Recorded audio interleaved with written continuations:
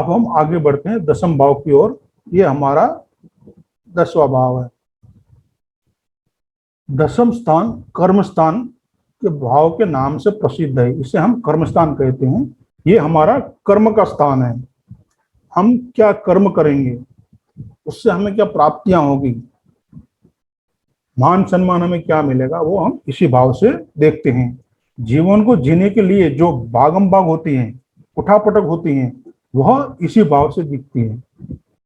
खेती, व्यापार, धंधा इसी भाव से देखा जाता है कि आप कौन सा धंधा करोगे, कैसा धंधा करोगे, वो हम इसी भाव से देखते हैं। व्यक्ति को व्यापार धंधे में प्राप्त अनुकूलता, अवसर, प्रतिकूलता, संघर्ष, काम के स्थल के लोग, वहां के लोग कैसे हैं, वहां से आपको क्या सुख मिलेगा, कैसे मिलेगा, मालिक, बड़े अधिकारी साहब, उनसे होने वाले सुख दुख, उनसे मन मुटाव, तो वो कैसा होगा, वो आपको इसी भाव से पता चलेगा। उनसे आपको लाभ हानि होगी, कार्य करने की आपकी शक्ति क्या है, कार्य का निपटाव, यानी आप कार्य कर पाओगे नहीं कर पाओगे, कार्य करने की पात्रता, ये सब हम इस भाव से देखते हैं।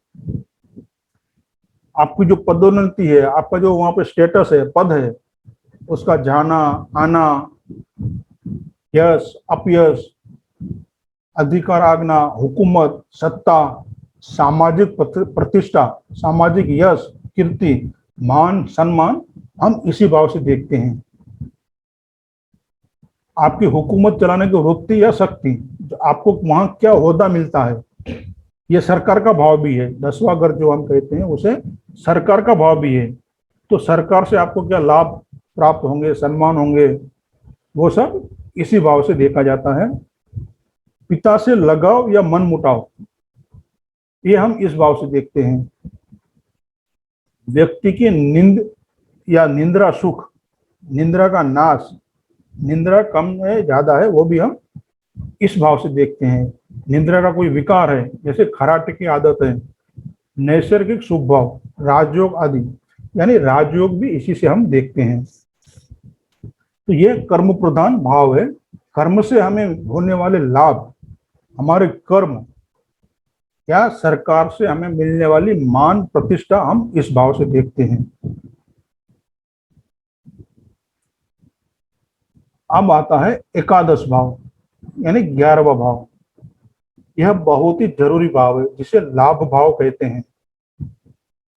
खुद के प्रयासों से प्राप्त धन इसी भाव से देखते हैं। जो हमारी मेहनत से हमने जो धन अर्जित किया है, वो धन इसी भाव से देखते हैं। पैतृक नहीं, हमें पैतृक से मिलने वाला या किसी और जगह से मिलने वाला धन है, वो हम नहीं देखते। यहाँ से हमें हमारी मेहनत से मिलने वाला धन हम इस भाव से देखते हैं। सभी प्रकार के लाभ, धन, सोना, नगद, जवेरात, आभूषण इसी भाव के प्रमुख रूप से देखे जाते हैं। धन प्राप्ति के लिए पीड़ा, कष्ट, मेहनत, हर काम से मिलने वाला मुआवजा, सभी प्रकार के स्वार्थ, अच्छी बुरी अभिलाषा, हमारी इच्छा जो होती है, हमारी जो कामना होती हैं, कुछ मिलने की अपेक्षा, सिद्धि इस भाव से देखी जाती हैं।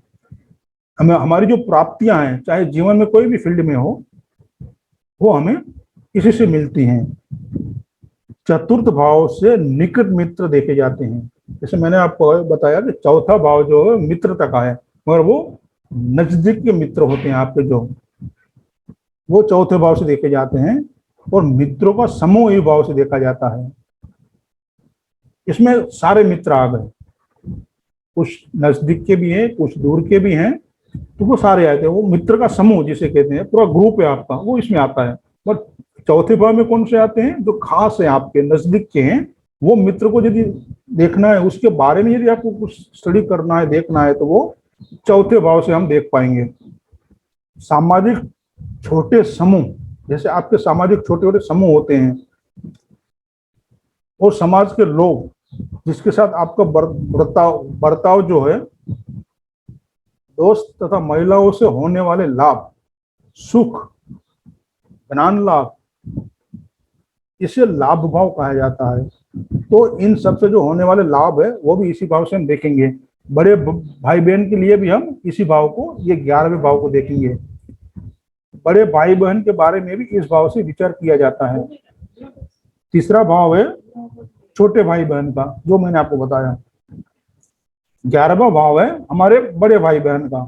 तो बड़े भाई बहन के बारे में हमें जानना है तो हम 11वें भाव से देखेंगे। अब आता है द्वादश यानी 12वां भाव, कुंडली का अंतिम भाव, द्वादश भाव, जिसे मोक्ष का भाव भी कहा जाता है। कुंडली का आखिरी भाव, सभी चीजों का व्यय, हानि, नाश दर्शाने वाला।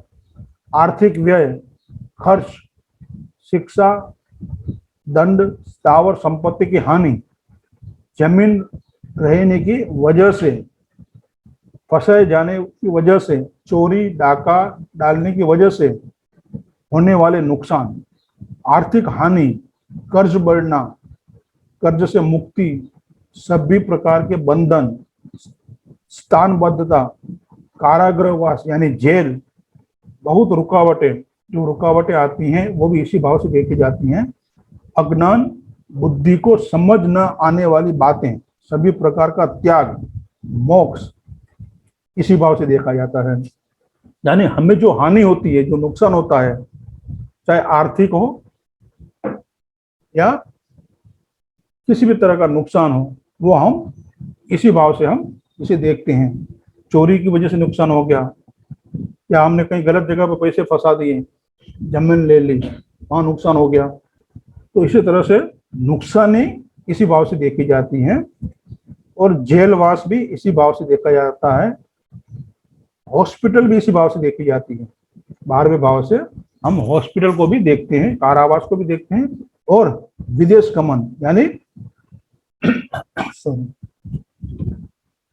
विदेश को भी हम इसी भाव से देखे जाते हैं कि वो विदेश जाएगा नहीं जाएगा, विदेश ट्रैवलिंग करेगा नहीं करेगा, वो भी हम 12वें भाव से देखते हैं। मोक्ष का भाव भी 12वां भाव है, क्योंकि अंतिम भाव है, यही हमारी जीवन प्रक्रिया पूरी होती है, यहीं से हम मोक्ष को प्राप्त होते हैं। तो यह मोक्ष का भाव भी है। और नींद का कारक भी यही है, यहीं से आपकी नींद भी देखनी है आपको, किसको नींद कम आती है, ज्यादा आती है, नहीं आती है, तो वो भी हम इसी भाव से देखते हैं।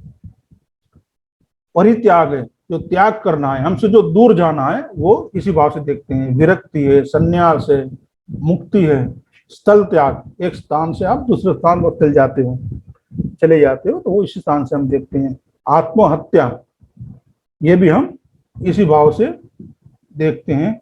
दुष्कृति, परदेश गमन, चिंता, सभी प्रकार के कार्य, गुप्त शत्रु, जो शत्रु हमें मालूम नहीं है, ठीक है, छठे भाव में शत्रु है मगर हम उसे जानते हैं कि ये मेरा शत्रु है, मगर 12वें भाव से गुप्त शत्रु, जो आपको पता ही नहीं है वो कब वार करेगा, तो वो गुप्त शत्रु जो है, दुश्मन जो हमारे हैं गुप्त, वो 12वें भाव से देखे जाते हैं।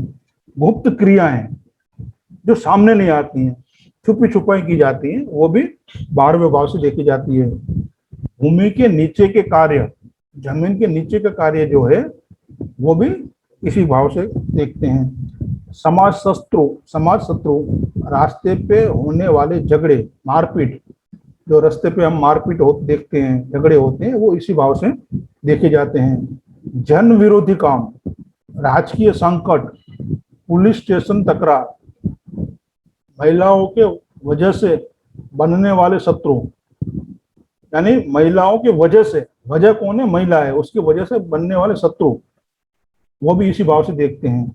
महिलाओं की वजह से लगने वाला कलंक, वो भी हम इसी भाव से देखते हैं। जाने अनजाने में जो कलंक लगता है महिला की वजह से, दोष हानि होती है, स्त्री दोष होता है, वो भी हम इसी भाव से देखते हैं। पत्नी के विकार, बीमारी, वो भी इसी भाव से देखा जाता है। व्यक्ति के हाथों होने वाले पाप, व्यक्ति को प्राप्त सैया सुख भी हम इसी भाव से देखते हैं। व्यक्ति को जो बेडरूम सुख है, सैया सुख, वो भी इसी भाव से हम देखते हैं शादी की वजह से होने वाले नुकसान, वो भी इसी भाव से देखते हैं। शादी से आपको क्या नुकसान होने वाला है वो भी आपको इसी से पता चल जाएगा। एक प्रकार से विरक्ति देने वाला भाव, काटने वाला भाव, विरक्त करने वाला भाव, जीवन से मुक्त करने वाला भाव, ये 12वां भाव है। 12वां भाव है सेवा दर्शन वाला भाव। इस तरह से 12वां भाव मुक्ति का भाव है, हमें दूर लेके जाएगा, वो किसी भी चीज से आपको दूर करेगा। तो इस तरह से